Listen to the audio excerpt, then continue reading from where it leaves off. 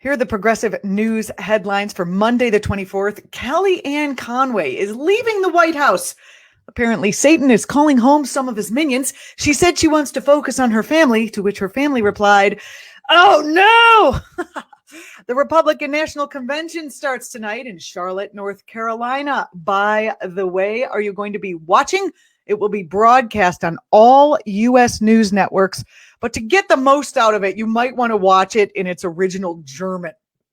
We've got other problems here. The DNC. Okay, so the DNC, their progressive groups are representing 15,000 employed workers. We're projecting photos and stories of jobless workers struggling to meet basic needs onto a nearby Charlotte, North Carolina hotel.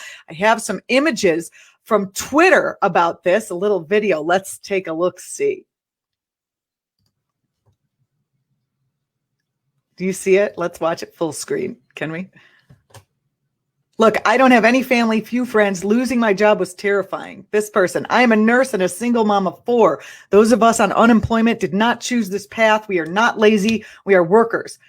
Responsible for national collapse. 29 million reported their households didn't have enough to eat the week ending this last July. I was working at Riverside Medical Clinic. My job was completely eliminated. I don't have a job to go back to. My husband needs a surgery. So these are going fast. They're kind of hard to read, but that's what this group did. The group says Republican lawmakers are to blame for allowing the $600 a week unemployment benefit boost to expire last month, slashing the incomes of 30 million Americans. While the Republican convention will largely take place virtually due to the coronavirus pandemic, some Republican leaders are expected to appear physically in Charlotte, the originally planned site of the event. You can go to the Center for Popular Democracy, NC Action, Unemployed Action to take some additional action against this troop. What's happening here? Protests.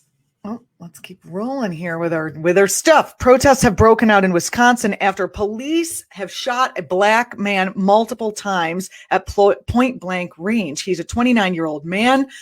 He tried to enter his car. Jacob Blake is currently in intensive care fighting for his life. Witnesses told local reporters that Blake was attempting to break up a fight prior to being shot. The officers who closely followed Blake to his car fired 7 shots after he opened the driver's side door, and it looked like he attempted to get in. According to the civil rights attorney, Ben Crump, Blake's children were in the car when the officers shot their father. Officers are responding to the demonstration with tear gas to disperse hundreds of protesters. Yesterday, Wisconsin's Justice Department launched an investigation into the shooting. I'm sure we're going to see quite a bit more about that.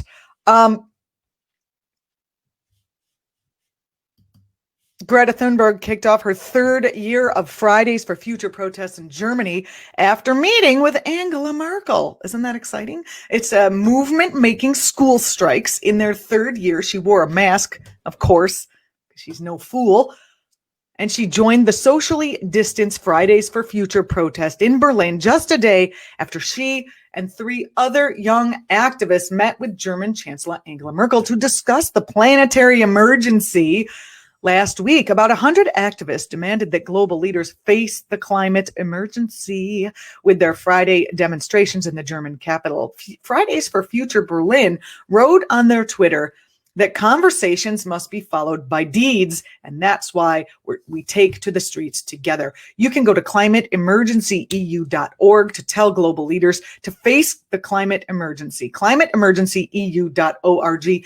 I wonder if we're going to hear anything about the climate emergency tonight as we watch or try to watch or painfully watch the Republican convention.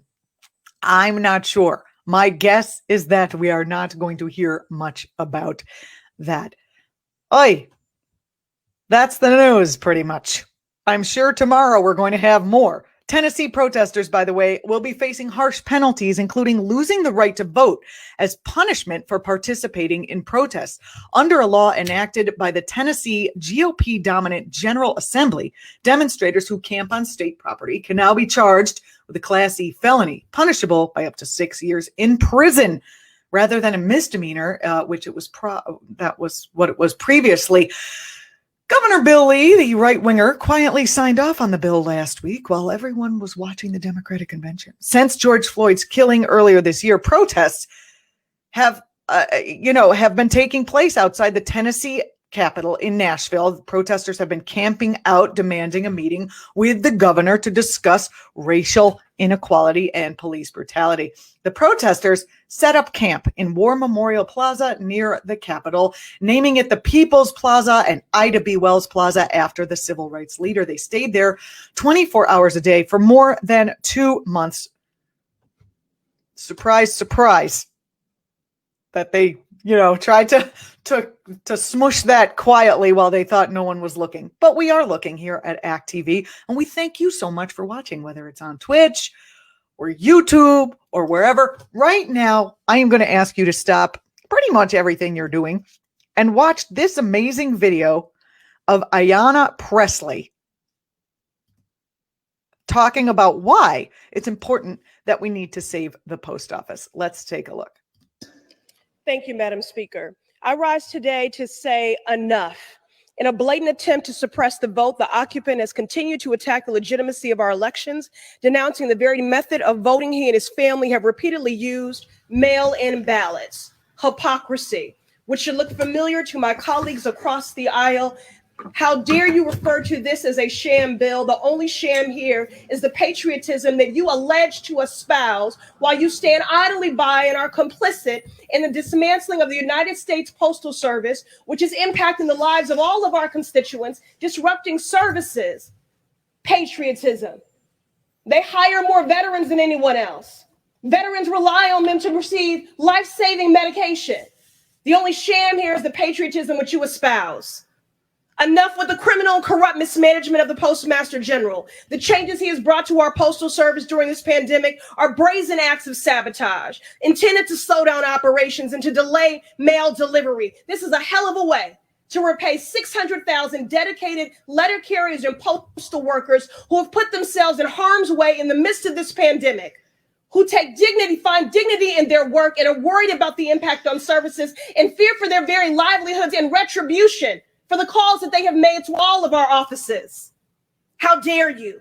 While the Trump administration and its allies continue to gaslight the American people, we actually listen to our constituents and their lived experiences and how this has disrupted their lives. What you're referring to as fake news. Constituents like Cassandra, a freelancer from Somerville, who waited for 2 weeks for a check from a client to arrive. Freelancing is already unstable, she told me, and post office delays mean I have even less assurance that the money I've worked for will reach me. Or Brendan in Charlestown, who requested an absentee ballot more than 3 weeks ago so he and his pregnant wife could vote without risking their health, but has yet to receive it because in the Massachusetts 7th Congressional District, 9 mail sorting machines have been removed. There must be accountability. It's time to pass the Delivering for America Act. Thank you. I yield. Gotta love her. She's fabulous. Ayanna Pressley from Massachusetts. We'll give her a little time here.